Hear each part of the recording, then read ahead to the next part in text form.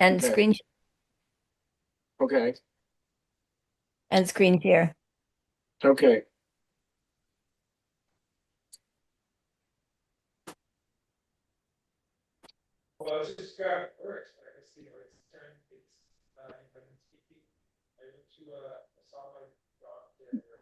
Can you screen share, Tony? Yeah, I'm working on it. Sorry. Okay.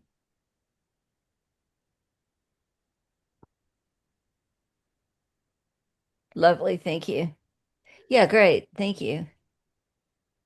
Okay, so Tony asked a while ago if Jeffers ever wrote about anything ugly in nature, and here's a poem that doesn't flinch from that.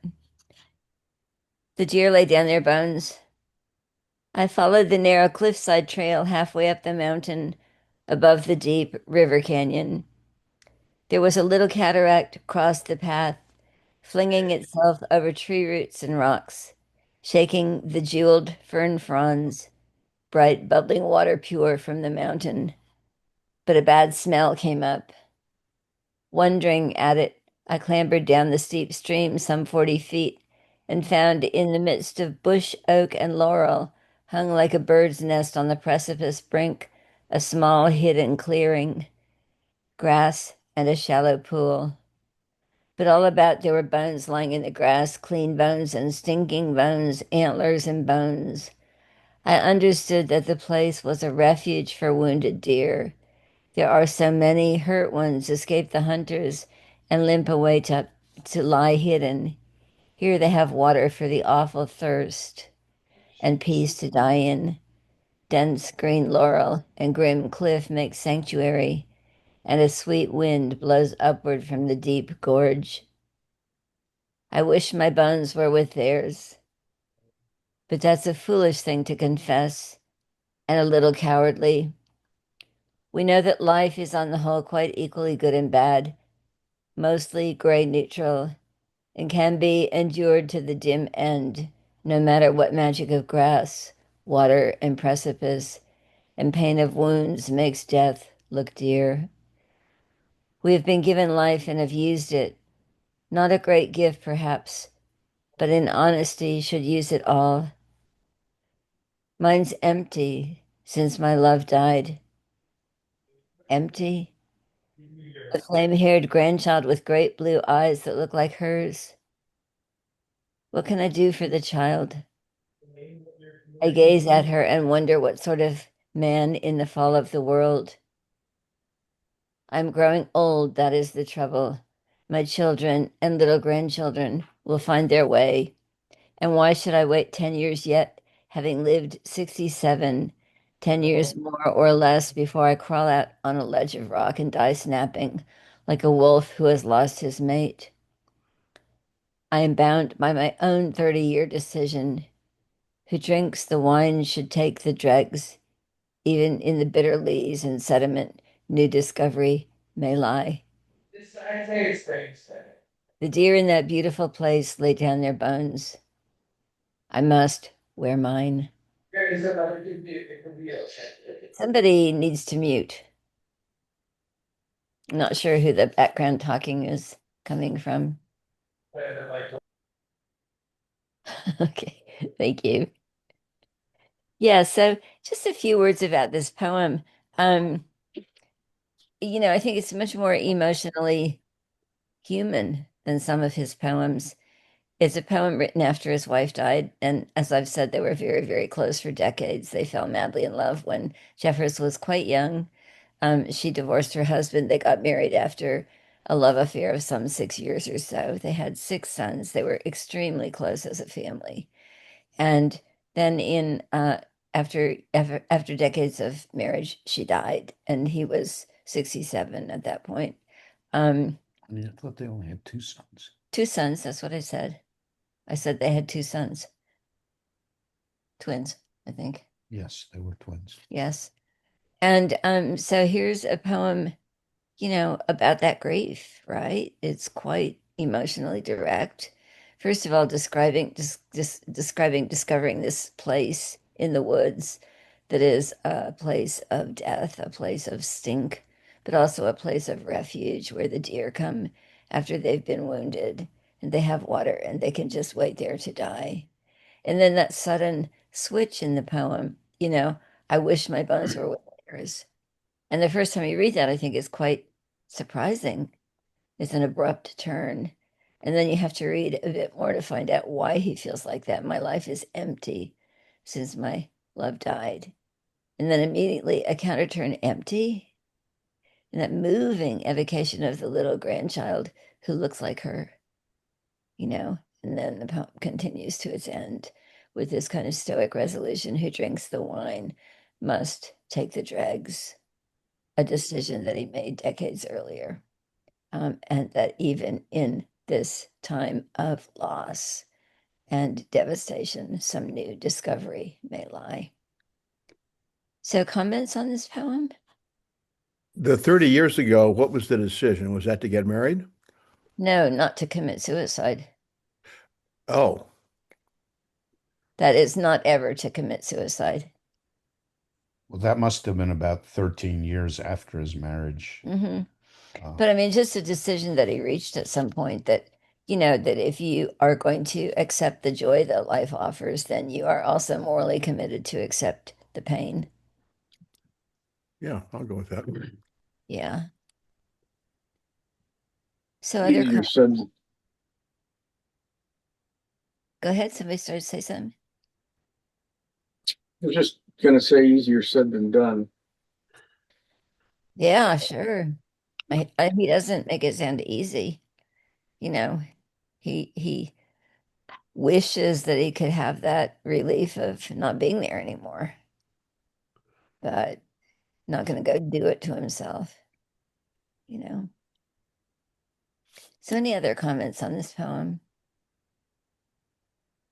I think it's a beautiful poem, and it's one that, as I said, I think is a lot more emotionally open than a lot of his poems.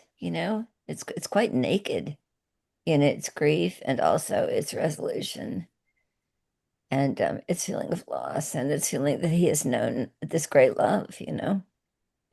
I So, thought the closing line was quite striking. The deer lay down their bones, but I must wear mine. What a wonderful way that is of looking at it. And yeah, mhm. yeah, You realize yeah, he's more than 10 years younger than at this point. I noticed that. yeah. He's a whippersnapper. Well, it makes me wonder. Um, I think most of us have friends who've lost someone. Hmm. Leslie, I'm sorry, Leslie isn't here because she's done a lot of work in hospice Hmm. and in palliative care. And the the poem that it both unites him with the animals, with the deer, and separates him. And I think that was really interesting to me, that on the one hand he could sort of empathize, figure out how this place came to be, and how the deer had taken it as a refuge and their own hospice. But at the same time, he set that aside for himself. Hmm. Hmm. Well, of It's course, the deer have no choice. They are dying. Yeah, they're If they could wounded. go on living as deer, they would. Yeah, right. They can't, but that they chose a place. Yeah, That sure. they chose a setting for hospice, as it were. yeah, yeah. And My response to this was zoological. I wonder what the evidence is that animals do this exact thing. In other words, there's a dying place that if you're an elephant or if you're an armadillo, you know that other people have died here, so that's where you go to die. I wonder what evidence there is for that being a widespread actual practice. I've never even heard of it before. And Mm. I'm just the point is I'm wondering whether he's using this as a poetic thing or whether it is actually zoologically a fact. I dogs. don't know. Have you ever had? I mean, dogs and cats will go away when they feel Mhm. they're Yeah, tired. It's very common. I Yeah, mean, but do they go away to a place well, I mean, that they, They other do. people, other dogs have died at? Well, maybe if you just assume they're looking for water, it makes more sense without, necessarily going all the way to they've chosen this place as a hospice. In effect, they have, but they may not intend that. They just want to find water. Yeah, water and shelter, a you know, place that's tucked away, quiet. Yeah, and quiet, sure. But I mean, I've heard of elephant graveyards. Yeah, but is it a fact or a legend? I don't know. Yeah, they we know that elephants uh, will know where a relative, for instance, died, and will be kind of act. I don't know. We'd like to say reverentially, although I don't know what we want to be careful not to anthropomorphize everything, but we know they are conscious of the dying of a close, Mhm. but I mean, it just opens up a lot of questions to me. Would would these always be relatives or close relations that died, and this is a sacred place, or is there a general deer dying place that they know about? Anyway, maybe this has nothing to do with the poem, but that's what I was struck with. It'd be interesting to find out. Yeah, I yeah. was now he after all the analogy about deer, he envisions himself as a wolf. I wonder I found that an interesting transition. Why does he not see himself as a deer? But especially a wolf with, Well, it was the humans that he assumes the humans were the ones that injured the deer. Yeah, Well, but yeah, he would never imagine himself as a deer, because deer are, meek, and he would imagine himself, you know, strongly virile and snapping to the end, you yeah. know, not as a deer killer, but as a lone wolf. Do you know what I mean? Deer could actually be aggressive. Yeah, Yeah. they can. But I mean, Robinson Jeffers is not a male human who's going to imagine himself as a deer. It seems to me. Well, Yeah, that's Barry? I thought it was interesting that he seemed to indicate that after his wife had passed away, he really did not have a closer connection to his children or his grandchild. It seemed like he was sort of putting them at a distance, that they were not able to, he was not able to get a connection there, and which doesn't comport with my experience. When I lost my wife, it drew me closer to my kids, and so I thought that was interesting. Yeah. Do you think I don't know if he feels farther away from his kids. I mean, he's wondering, what can I do for my grandchild? You know? But I suppose I interpret that a little bit differently as I feel helpless in front of this young life. How can I help her, as she moves forward into her future? Um, I think he was close to his kids, but not in the way that you are, not like I mean, he just had a different personality, I think. you know? And also he and his wife were, I'm not saying anything about your marriage at all, because I don't know anything about it, but he and his wife were unusually close to each other. They were unusually bonded to each other. And in a certain degree of solitude from the rest of the world, you know? there's a beautiful poem, at least I think it's beautiful, called For Una that he wrote in 1941, which gives you some sense of how close they were, although the middle part of the poem is more about the decline and fall of the world than it is about him and her, but the beginning and end are about Do the you know two by of them. heart? Yeah, I do actually. Yeah, maybe Peter will say a few lines from it, but just the part about them. Well, I don't think Please, it works the same way. please. Anne does not I like don't the like the middle middle part, part at all. but it's not that long a poem and it is unified. I'd rather not just do an excerpt from it. Okay, go ahead and say I it. don't have to do it at all, but Look, I'll tell you what, we'll come back to it, okay? okay. Okay. Yeah, Yeah. it's not as good as Night. It's, you know, Yeah, I want to look at Not as night. ambitious as Roan Stallion. I actually think Roan Stallion is a trip. I read it for the nth time today, and I really like it. But let's look at Night, which I think is just a gorgeous ode. So, y'all know an ode is a poem of praise. An ode is a big poem, not necessarily terribly long, but expansive in its emotional tonality and its range of expression. And Jeffers was much influenced by the British Romantic poets. He especially cites Shelley as somebody who influenced him, and also Milton. But so this is I think, a really beautiful poem with these expansive, again, long lines and a lot of natural imagery, just a praise poem. Night, the ebb slips from the rock, the sunken tide rocks lift streaming shoulders out of the slack. The slow west sombering its torch, a ship's light shows faintly far out over the weight of the prone ocean on the low cloud. Over the dark mountain, over the dark pine wood, down the long dark valley along the shrunken river returns the splendor without rays, the shining of shadow, peace bringer, the matrix of all shining and quieter of shining, where the shore widens on the bay, she opens dark wings and the ocean accepts her glory. O soul worshipful of her, you, like the ocean, have grave depths where she dwells always. And the film of waves above that takes the sun, takes also her with more love.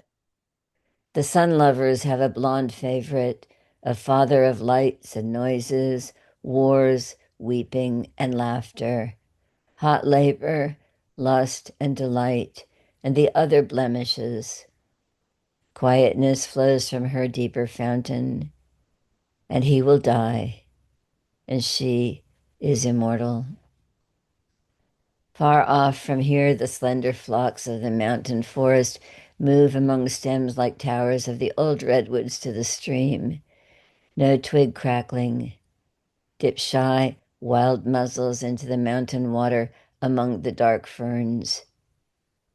Oh, passionately at peace, you, being secure, will pardon the blasphemies of glowworms, the lamp in my tower, the fretfulness of cities, the cressets of the planets, the pride of the stars.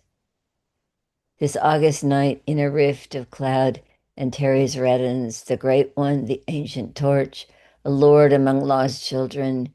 The earth's orbit doubled would not girdle his greatness. One fire glowed out of grasp of the mind enormous. But to you, O night, what? Not a spark. What flicker of a spark in the faint, far glimmer of a lost fire dying in the desert? Dim coals of a sandpit the Bedouins wandered from at dawn. Ah, singing prayer to what gulfs tempted, suddenly are you more lost? To us, the near hand mountain be a measure of height, the tide worn cliff at the sea gate, a measure of continuance. The tide, moving the night's vastness with lonely voices, turns. The deep, dark, shining Pacific leans on the land, feeling his cold strength to the outmost margins. You, night, will resume the stars in your time. Oh, passionately at peace, when will that tide draw shoreward? Truly, the spouting fountains of light and Terry's Arcturus tire of their flow. They sing one song, but they think silence. The striding winter giant Orion shines and dreams darkness.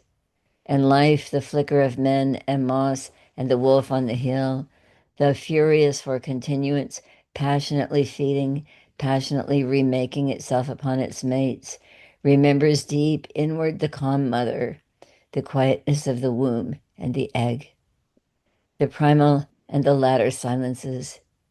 Dear night, it is memory prophesies, prophecy that remembers the charm of the dark. And I and my people We are willing to love the fourscore years heartily, but as a sailor loves the sea when the helm is for harbor. Have men's minds changed, or the rock hidden in the deep of the waters of the soul broken the surface? A few centuries gone by, was none dared not to people the darkness beyond the stars with harps and habitations. But now, dear is the truth, life has grown sweeter and lonelier, and death is no evil. So let's go back up to the beginning. Okay, so we see, well, I just this is a poem. First of all, that's very much based on a kind of yin and yang mentality, right? The blonde favorites are the yang, the lovers of the sun, the lovers of activity, the lovers of striving and action and celebration. Those are the he gives them a masculine gender, okay? Night is the mother, night. And this is thinking back to Whitman, out of the cradle, endlessly rocking the sea, sea singing her song, death, death, death, death, death.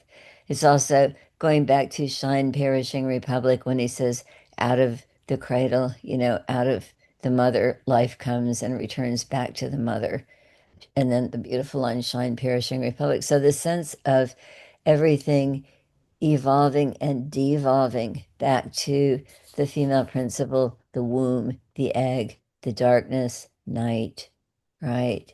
Um, and I just was to say something else. I can't remember. So it's a very death-oriented poem. It's a poem that's very much in praise of death, in praise of the darkness beyond the light, and then praising the darkness even to the extent of asking the darkness if the darkness will forgive the little glowworms. I love that image, the glowworm, the light in his tower, the glowworm, the light of cities, the crescent of the stars, right? Will night forgive that? And I love the image too of the deer moving silently in the mountain forest, moving among stems like towers of the old redwoods to the stream, no twig crackling, and they dip shy wild muzzles into the mountain water among the dark ferns. So night is the she who is passionately at peace. Night is the she who is, the depths of the ocean, the depths of the soul, the depths of the darkness. Um, and then at the end, there's an interesting turn, I think, in the last couple of lines when he says, a few centuries gone by, nobody dared not to people the darkness beyond the stars with harps and habitations, which I take to mean, people had this um, need to try to posit a heaven of light, a heaven of harps, a heaven, the mansion. But now he says, dear is the truth.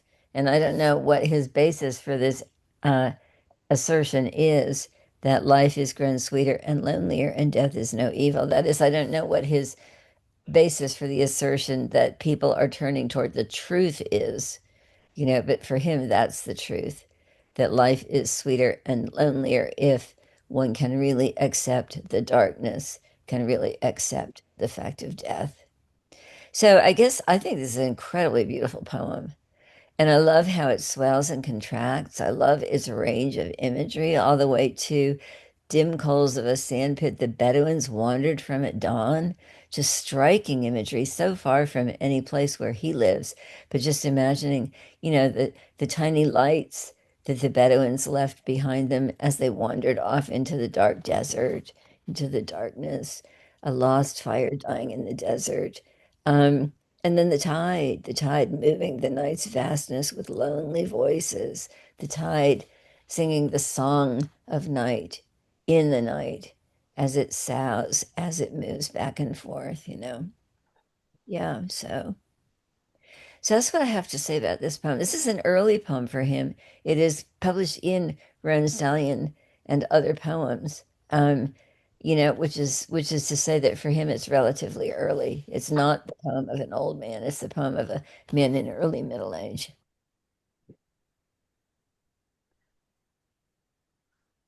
when he says, but now, dear, is truth, life has grown sweeter and lonelier, and death is no evil.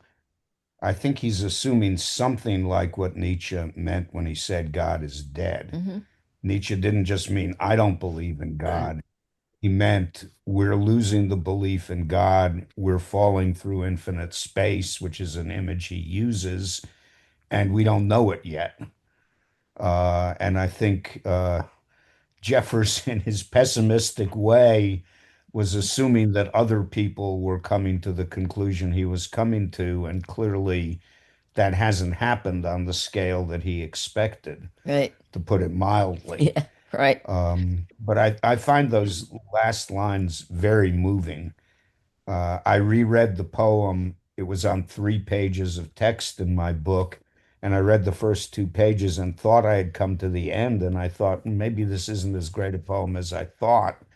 And then I turned to the last page where, you get the spouting fountains of light, Antares, Arcturus, what do they finally matter compared with night, and those last lines, Hmm. which I think are very powerful. And the whole poem has been leading up to them. So let's go out of screen sharing for a moment so that everybody can see everybody and talk. Oh, I also wanted to say something about night as a goddess. To the Romans and the Greeks, night was a goddess. And, Jeffers certainly knew that. And I think it's a kind of essentialism, but I don't think it's a pure accident that night tends to be a goddess. Although the sky's sometimes a god, sometimes a goddess, the earth is sometimes a god, sometimes a goddess, but night is usually personified as female if Yeah. it's The sun personified at is all, male. almost always. Apollo. Yeah, Yeah. well, for Romans and Greeks for sure, Yeah. but not for everybody. Yeah. So reactions to this poem.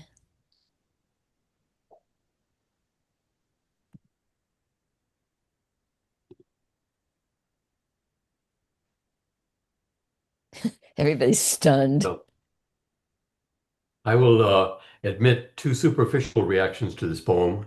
He spends a lot of time talking about the sea, but as an erstwhile surfer, I didn't learn anything about the surfing conditions. And as a kid who looked up at the sky and saw those same stars, I have to report that Orion and Antares do not appear in the night at the same time. He's Ah, symbolizing night, but it's not all right. going out one evening and seeing them both. That's very superficial, but it's that's where I was. That changes everything. No. Yeah. Well, it kind of does because, well, this is cruel, but it's also I'm being this is nonsensically and super hyper trivial criticisms, but the tide isn't the swell. The swell he's mistaking the tide for the swell, and also the fact that he didn't know that about the stars is I don't know. It's like an insult to the craft. If you're going to use that illusion, you should have it right. Same with the tide and swell. But like I said, I'm being hypercritical. I'm not saying I didn't like the poem, but those two things you run across them, and it's like I tell my students, they say you don't have to know how to write nowadays, and I say, yeah, if you want to look like an idiot, because if you write something, I don't care if it's a proposal for landscaping, if you can't write with proper grammar, people are going to think you're stupid, and they can extend that to your landscaping skills. So anyway, that's super harsh. My second wife was a poet, and she would do stuff like that, and I'd go, Laurie, you cannot make these mistakes and then call yourself a poet. You have to get this shit right because it stops the reader. He doesn't say that they're in the sky at the same time. He names them. He Mhm. says, truly the spouting fountains of light, Antares, Arcturus, tire of their flow. I mean, one could do it one time, one could do it another time. Okay. And then he Fair says, enough. the striding winter giant Orion shines. He's nowhere saying that they're in the sky at the same time. He's just naming three different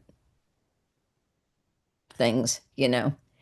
Um, Now about tides, I cannot comment one way or another, or about surfing, but the stars, he's not making an improper or an incorrect claim about stars. Okay. Am I being ridiculous about that, Anne? You're a poet. I can't tell you if you're being ridiculous. I can tell you that I think the poem is incredibly beautiful. Yeah, I do It's too. just, I agree in principle that a poet ought to get the facts right. Yeah. For example, in The Rime of the Ancient Mariner, Coleridge was worried about the line, the ship moved swiftly through the sea, or something like that. The furrow followed free. He says, if you're on a ship, the furrow does not seem to be following you, it seems to be falling away from you. So it's not actually even an inaccuracy, just a misleading image, but it bothered him. And I remember in a course on Victorian poetry, Christopher Ricks arguing that a poet ought to get the facts right. And I said, what about on first looking into Yeah. Chapman's Homer when Keats says, Cortez. Cortez, stout Cortez, when yeah, with his eyes he stared at the Pacific and it was actually Balboa. Does that yeah, matter? And Ricks's answer was, yes, it does matter, but the poem is so great that it doesn't really matter worth bothering about. yeah. I get that. I just it's from the perspective of the reader going, wait a minute. In other words, it stops the flow of the poem. If you've got an inaccuracy that the reader might know, it stops the thought for a second. You go, wait a minute. That's Yeah, all I'm saying it's true. about it. It's I don't think it ruins the poem or anything like that, but just as a matter of craft. Yeah, sure. Well, it's better to be accurate.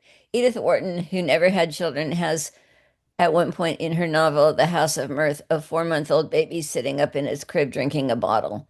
And Tolstoy, in on a Karenina, that offers two different versions of the birth order of Anna, Kitty, and Dolly. Not Anna, Kitty, and Dolly. What's the third sister's name? The three sisters, Kitty and Dolly and whatever. I have, and so it's like people make mistakes. Tolstoy's writing a billion-page Fair novel, and enough. 200 he does them in one order, and on page 600 he does them in another. He And doesn't remember. no, he Sometimes doesn't a remember. character has I a know. different first name the second time the character Yeah, appears. I know. But You- the 4-month-old baby sitting up in a crib, drinking a bottle, it's like I'm sure a lot of people didn't notice that, but having teaching that novel as I was raising tiny children, I definitely noticed it. Whatever, people make mistakes. This is why I don't Yeah, write fair novels. enough. Yeah. Fair enough. Also, if I may say, the last line, I, oddly enough, I was just thinking about death is no evil today, and I was thinking to say that. I mean, before class, I was thinking to say that I must be. I could certainly be misinterpreting, but to say that it seems to me that you don't understand what life is if you think death is not evil. It's like people that have to make up heaven because I always feel that people are so attracted to heaven because their life on earth has been so unhappy. But my life has not been unhappy. And so I'm not wedded to the idea of heaven. I'm quite appalled by the fact that I'm going to cease to exist. I'm not. But I mean, I've had a wonderful life, but I'm not appalled by that. Oh my God. Uh, the cosmos has allowed you to exist after 14 billion years. It's allowed your consciousness to poop out just for a little blink in time and observe the Yeah. rest of the universe. Just like you and every trilobite or dinosaur, you've been able to witness the universe, which is a miracle. And Yeah. that miracle is going to end is to me uh, it's not horrifying in that sense. It's just, it's inconceivably wrong. Well, Okay. We differ. Our opinions differ about that. Yeah. I, Death is I feel that after, he's given us all this texture on night, and now he pivots and makes an analogy between night and death, and you can see that it's not all bad. I think that's what he's saying. I find no comfort in that. Well, I think Jeffers wanted to find quasi-religious, quasi-Christian comforts in a world which to him was not at all Christian and not at all personal. And I don't think he does that perfectly, but I think he does it much better in Night than in most of his poems. I I still think find, that is inevitable. I think none of us, that's why religions exist. None of us can accept death. That's why if you've ever had anybody close to you die, it's not just that it's sad, it seems impossible that yeah, that consciousness is no longer in existence. It seems it's inconceivable. So it's much easier to conceive that there's someplace else and they still exist than it is to conceive of the fact that they don't exist at all. yeah. Well, Freud said the ego cannot conceive of its own death. And I think that's probably true. We know it's going to happen, but insofar as we're a conscious ego, we try to imagine it happening, and there we are conscious of it, you know. One of those places where Freud and I are seeing eye to you're tight. You're tight. eye. I don't feel like that. I don't feel that way. Um, and I'm thinking about the Buddhist monks who've been marching, walking, and who are now in DC. They don't feel that way about death. Well, they say they don't feel that way. That's the sand painting kind of thing where you just create a painting and then destroy it Yeah. because of the transitory nature of human life. Those are words that I think religions invent to comfort themselves. I don't even know Buddhists. They claim to say that. They've always claimed to say that, but they're words. I uh, I am very good friends with an old Buddhist teacher from Japan, Shin Buddhism, and he said he went to a funeral one time for an important person, and everybody was moaning and saying it was sad that he'd passed away, and he said, "No, he's dead." And he was shocked. The people in attendance were shocked that here's he's a priest, and he's saying, "No, he hasn't passed away. He's dead. He doesn't exist anymore." Oh my God! But he's a very funny guy. This guy too. Sorry, I'm taking too much time here. Okay, people just feel differently about stuff like that, you know? Well, the same person feels differently at different levels of his or her being, too. It's true. Fair enough. It's true. I don't know about, I mean, the people I've been with when they died, and it's 3 or 4 now, didn't, I think, want to die, but when it came right down to the last bit, they were ready to let go. That the last little bit, staying was harder than leaving. There was a point at which they just and I mean, I haven't been with zillions of people, and I suppose there are people, especially people who died by violence or something that's sudden. The people I've been with were old, average age 100 plus, My God. and they were, well, they a year or so before they might have said they weren't ready to die, they didn't want to die, but when it came down to the last day or the last couple of days, no, they were accepting and said, okay, my life is at an end, and they were okay with it, and that's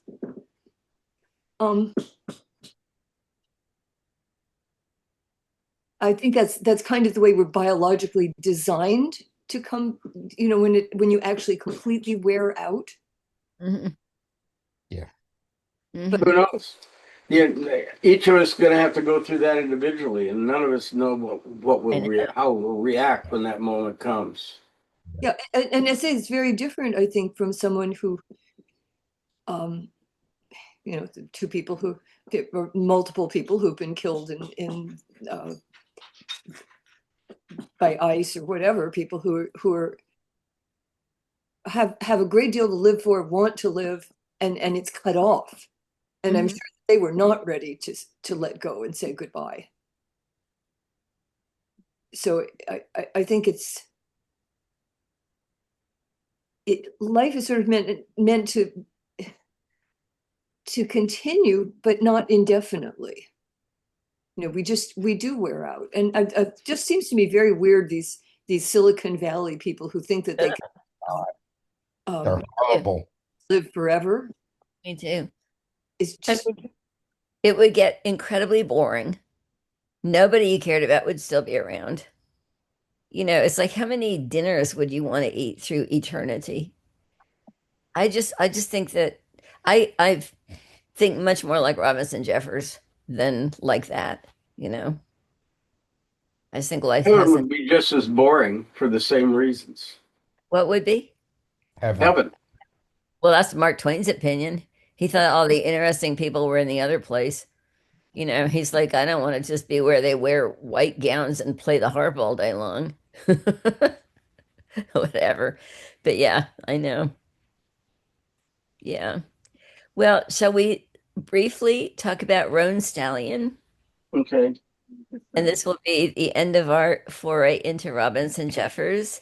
Um, Mostly, I want to ask you guys to talk about Roan Stallion because it, to me, I like it better every time I read it. I think it fits together better every time I read it. And I'll just say, I think that there Jeffers is, attempting to write. We don't need to screen share. It's too big to screen Okay. share. Yeah, Okay. thank you, though. It's too huge to screen share. He's Okay. writing myth. He's writing, in a sense, the myth of California. And of course, his heroine is named California, his central female character. She is like the state of California of mixed ancestry. She's part Scottish, part Indian, part Mexican. And she's married to this horrible man. But I think here Jeffers, in a really interesting way, it's like Peter said a couple minutes ago, wanting to come up with a system of the sacred, which is not Christian. Although Jeffers himself, of course, was raised in a highly religious Christian background, family, Presbyterian family. He left that church. But here, with the business of the Roan Stallion as a kind of godlike figure, and with the business of the vision of the baby Jesus surrounded by hawk-headed angels and the Virgin Mary as impregnated by a Christian God, and then California's desire, which Jeffers says is impossible because of the gap between humans and other than humans. Her desire to be able to be, quote, covered by their own stallion, i.e., by, the pagan god, right? I think this is the large terms of what's going on in this poem. Um, Jeffers, in his long poems, he's really interested in violence and incest and not achieved bestiality, but the desire to be able to become one with the other than human world. So his long poems are, and my opinion about that, and Peter and I kind of talked about this or argued about this a little bit. I think that that is because that is what he can imagine as appropriately grand enough to fit the California landscape where he lives. That is this enormously powerful, rugged, wild landscape of cliffs and ocean and howling sea winds and so on. That if he's trying to imagine a human emotion or a human behavior big enough for that, he has to imagine something incredibly transgressive, something beyond the bounds of, uh, you know, ordinary human behavior, the ordinary behaviors of cities, lighted environments. I think he does that to an amazing degree in Roan Stallion, but I don't think the climax works. But of his other long poems, I've read Tamar and The Tower Beyond Tragedy, which are much longer, Yeah, and where the people are, at least as far as I can see it, not behaving with the grandeur of yeah, Aeschylus' heroes and heroines or Shakespeare's heroes and heroines, but behaving like nuts, yeah. you know? I agree. I But agree. California is a different story. Yeah, The woman in this poem. yeah, I agree. I agree. So I would love for you guys just to talk about it or kind of ask about it or opine anything you'd like to say about it. I mean, you've got the story straight, right? Yes, no. Okay. Have you, okay. Will this be California. on the test? Yeah. This is one of those days. Okay, California is a 21-year-old woman who has been married for some time to a real jerk, an alcoholic asshole named Johnny. Johnny is a gambler. They live in a remote someplace or other. California has a daughter whose name is Christine, which of course is a Christological name, right? But Christine evinces the genetic makeup of her father. She's kind of wizened and um, imperfect, right? But California, it seems to me, loves her daughter. It's Christmas time. Johnny comes home drunk. He has managed to win through gambling a roan stallion. California comments that in the past, Johnny's gambling has led to California's being pimped out to somebody for a couple of days in their own house, right? So Johnny has this magnificent stallion. Johnny likes to imagine himself the masculine equivalent of the red stallion, which is why he's always saying he's going to do like the big red one, right? He does not love California. He likes to go to bed with California. It's Christmas time. California says, "Did you bring the baby Christmas presents?" And Johnny's like, "Oh, I forgot. Maybe I'll get something." And California's like, "Give me some money. I'm going to go to Monterey and get her some toys." So California sets out with the buckboard and the other horse, the mare. But they come to a flood, and three times, and of course, three is always a magic number in narrative. Three times the mare refuses to cross the ford. The fourth time, California prays. She prays to the baby Jesus. You know, baby Jesus, help me. And the baby Jesus appears in blinding light in this miraculous vision, um, surrounded by angels with hawks' heads, which is this incredibly, weird and beautiful imagery. And there's this blinding, piercing light that lights up the ford, and the mayor finally is able to cross the ford. So then, as in a film, blank, blackout. California returns home with the presents, which she lashes all around her body. She ties them to her body and manages to make it back home. A day later, Johnny is, wanting to go to bed with California. That's about all he ever wants to do, drink and go to bed and gamble. And California, oh, Johnny's gone off someplace, I guess. And California wants to go. She starts having these fantasies about the Roan Stallion, whom until now she has hated. And I say whom on purpose, not which, but he's a being to her, right? And she wants to go and ride the stallion.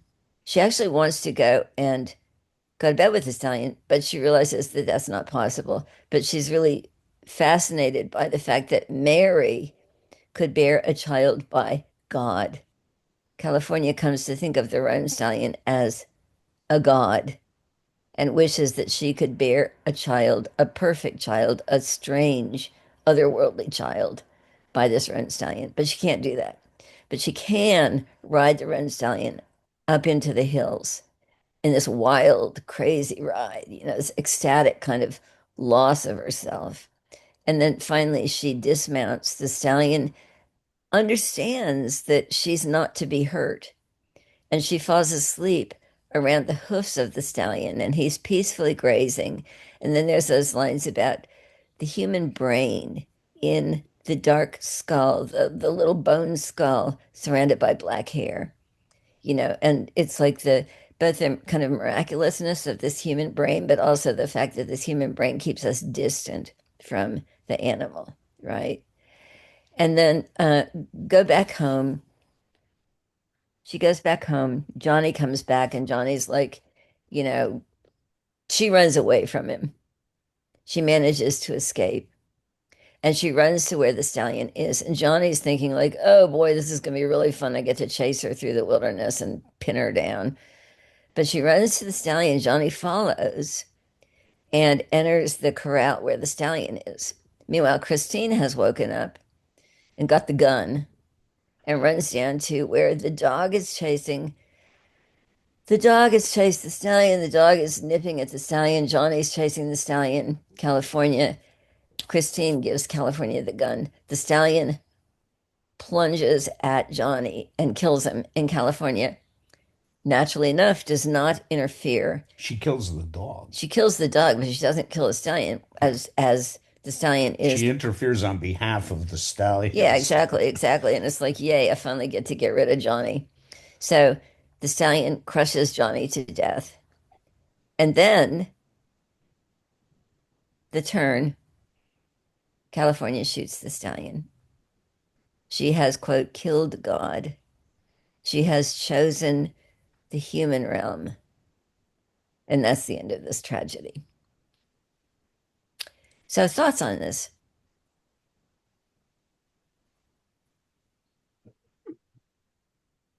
Sounds like it could be made into a movie. It does. It does. It's very filmic. It's very, very strong narrative. It's kind of over the top, right? Yeah. But it's less over the top than his other long narratives. I've read that the genesis of the poem was simply that Jeffers came on an abandoned house in the California mountains and learned that the previous owner had been killed by a stallion. And that, That set got him his off. imagination working. Yeah, yeah. Yeah, Barry. It's not commentary on the poem, but it's actually just interesting because this weekend I gave two talks to Disney fans about Disney's California Adventure, which I was the lead designer on. And in that park was a show called Golden Dreams, which was about the dream of California and the lure of California. And the lead character in this show was Califia, was a goddess from which California got its name, and it was played in this show by Whoopi Goldberg. And and the way the story of the show played out is that she was kind of like this Zelig figure who was there at all these moments of California history where the California dream was reinvigorated and pushed forward. And she appears as this magical figure in the theater at the when the Native Americans are here enjoying the fruits of California's wealth and wonderful weather and great you know an easy and peaceful life. And she's there when the gold rush comes, and she's there when the early California film pioneers come, so forth. So I thought it was interesting that this poem makes California a character, a female character, when in fact there is some precedent for that in the mythology of the native Californians. That's And so I just had to comment that I was actually talking about that this weekend to 600 rabid fans of Disney. oh my God. It was That's pretty crazy. interesting. Yeah. This is a different version of California, probably, Yeah. than the Disney version. Yeah. This is a little rougher and readier. Yeah. That's funny. Although I'll tell you, my favorite thing about Disneyland is the Big Bear Jamboree, you know? Country Because Bear of the Jamboree. line, there was blood on the saddle and blood on the ground. And I'm like, oh my gosh, that is such a departure for Disney. Yeah. Yeah, that show doesn't exist anymore, but it was actually I always loved that show. Yeah. Me too. Great big gobs of blood all around. That's fun. Okay, other thoughts on Roan Stallion? You hate it? You love it? What, Julia? Well, for some reason, I had trouble. I read up to about 4 pages from the end, and every time we were about to meet, I would think, "Oh, well, today I'll finish it." And now I can see kind of why I didn't. I got to the part where she was looking over the cliff, and then her skull, she was at the his hoofs, and I didn't get past it. And I think um, I'm glad I didn't. I mean, I'm going to read it, but Yeah, the shooting of the Rhone. Oh. I know. It's such a surprise and it's such a betrayal of her own deepest Mhm. knowledge and desires, you know? In the final analysis, she turns back to this human compromise, against the sacred. It's very upsetting to me that she does that. But the business about the skull and so on, that's Jeffers meditating on the the strangeness of being a human being with a human brain in a universe in which so many beings are not human, you know? This it's like we think here we are at the center of everything, and then there's this person lying on the ground, this little round skull with a black hair, with a functioning brain. And the stallion could like so easily just put one foot down and squash it to goo, but he doesn't. He's kind of tender with it. He's peaceful with it because she recognizes what he is, at least at that moment. But then later she betrays that her own knowledge, you know. She You might know, have an interested reason too. I mean, if she doesn't shoot the stallion, it's going to be hard to explain what she's been doing. Oh, I should just say she came on too late. uh, her daughter saw Really her. thinking though. No, it's not that kind of poem, and she doesn't seem like she'd be thinking that kind of way. I'm just a little too cynical, maybe. But that the first time I read the poem, I was a teenager, a virgin, and I thought that she and the stallion actually made love. And I thought this is completely unbelievable. It kind of ruins the poem. And if you read clearly, Anne set me straight on this. She comes down from the hill with the stallion. She's been riding it rather than making love with it. But the way Jeffers cuts away from the actual scene to the splitting of the atom and the stars and so on makes you think that that's what he's No, doing. no, Well, I don't think I'm the only reader who no. ever made that It's very mistake. clear. The Yeah. impossible gap is the phrase he uses. Yeah, that's true, but I thought the impossible gap supposedly had been, uh, Breached? yes. No, no. I mean, I didn't believe it, but Well, guys, okay, any final thoughts on Ramos and Jeffers?